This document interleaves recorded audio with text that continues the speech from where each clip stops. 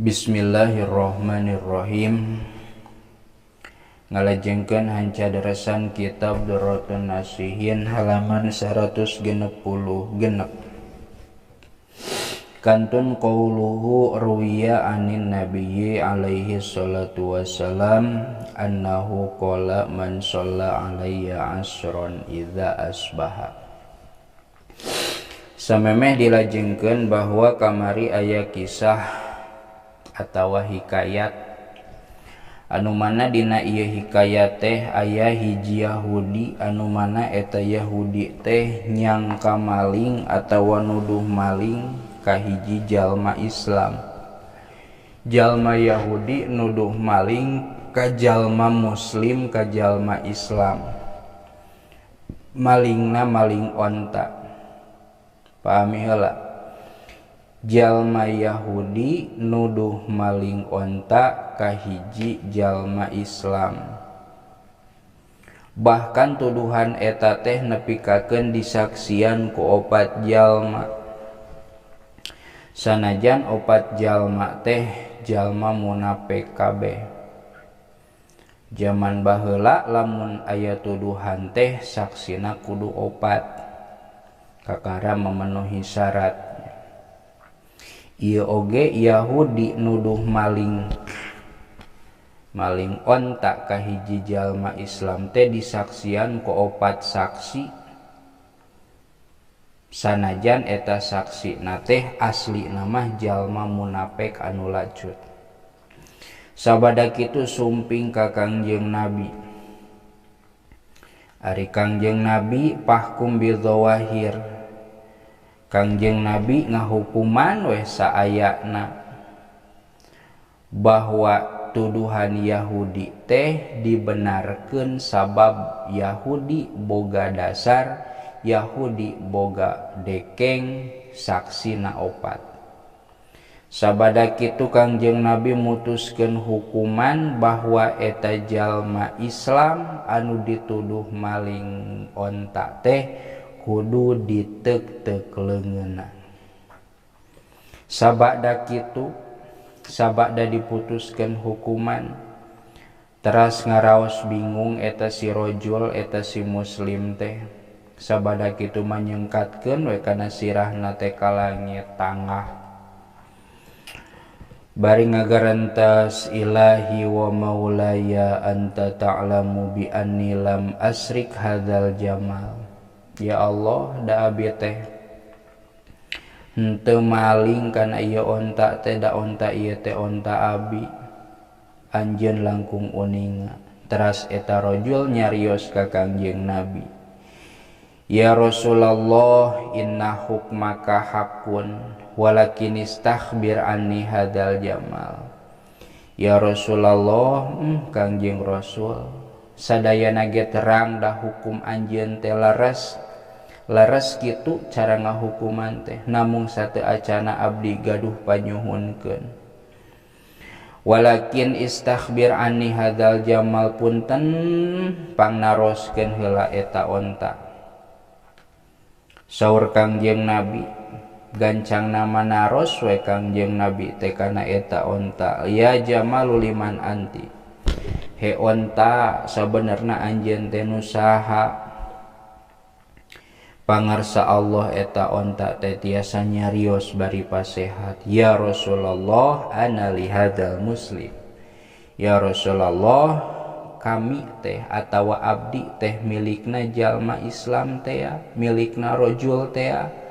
Kumaha kapan tadi geus dituduh bari saksina oge opat, wa inna haula'i syuhud lakadzibun. Saksi nu opatan tadi teh barohong kabeh oge ceuk onta teh. Sabada kitu Kangjeng Nabi naros ka eta rajul atawa muslim atawa pulan, madza taf'al hatta antaqallahu ta'ala al-jamala fi hakika. Boga amalan naon anjeun nepikakeun eta onta teh bisa ngobrol, bari ngobrolna di hak anjeun. Saur eta muslim, ya Rasulullah, ana la anamu fil laili hatta usolliya alaika asyara shalawatin. Duka teuing naon nganu jelas mah kami tara waka ujug-ujug sare sate acan kami maca sholawat 10 kali ka Kangjeng Rasulullah sallallahu alaihi wasallam. Saur Kangjeng Nabi najauta minal qat'i, salamet anjeun di dunia bahkan anjeun di akhirat oge bakal salamet kalawan barokahna maca sholawat anjeun ka kami. Intina lobakeun maca sholawat sanajan ngan saeutik sabab loba pisan manfaatna boro-boro di akhirat bahkan di dunia oge geus loba manfaatna titik. Ruwiya anin nabiyyi alaihi salatu wassalam, teraskeun ngalogatna. Ruwiya diriwayatkeun anin nabiyyi katampi ti Kangjeng Nabi alaihi salatu wassalam. Alaihi tamuga tetep ka itu Nabi as-salatu ari rahmat wassalamu sareng kasalametan naon annahu lafad annahu saya sunah Kangjeng Nabi kola eta parantos ngadawuh itu Nabi man sholla kana lafad man sholla man sahajal ma sholla anu maca sholawat itu man alaya ka kami asron kana 10 balikan idza asbaha di mana-mana subuh atau isuk-isuk itu man wa asron jeung kana 10 balikan idza amsa di mana-mana sore itu man amana tah bakal nyalametkeun atawa maparin keamanan hu ka itu man saha Allahu Gusti Allah taala barina maha luhur Allah minal fazail akbari nyatana tina paza atawa kakaget anu pohara gedena yaumal kiamati dina poe kiamah. Wakana sareng bukti itu man tema alladzina eta tetep sartana jalma-jalma an ama anu parantos mapari nikmat saha Allahu Gusti Allah alaihim ka itu ladzina minan nabiyina nyatana ti pirang-pirang nabi wasiddiqin sareng para siddiqin pirang-pirang jalma anu balener kabeh. Titik. Tina ieu riwayat tiasa disimpulkeun bahwa sing saha jalma anu maca sholawat 10 kali isuk-isuk dina nalika isuk-isuk 10 balik, sore-sore 10 balik, pagi-pagi 10, sore 10. Maka eta jalma teh bakal dipaparin keamanan ku Allah. Keamanan tina naon minal fazail akbari yaumal kiamati. Keamanan tina kakaget anu pohara gedena sareng bakal dikumpulkeun eta jalma teh minan nabiyyin wasiddiqin.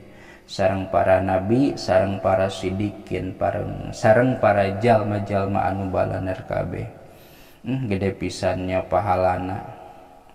Lamun disebut tepira teh mah tepira maca sholawat 10 balik isuk-isuk 10 balik pas sore Allahumma sholli ala sayyidina Muhammad wa ala ali Allahumma sholli ala sayyidina Muhammad wa ala ali 10 balik titik. Hukiya an Fudail ibn Iyadin cekap heula wallahu a'lam bisawab.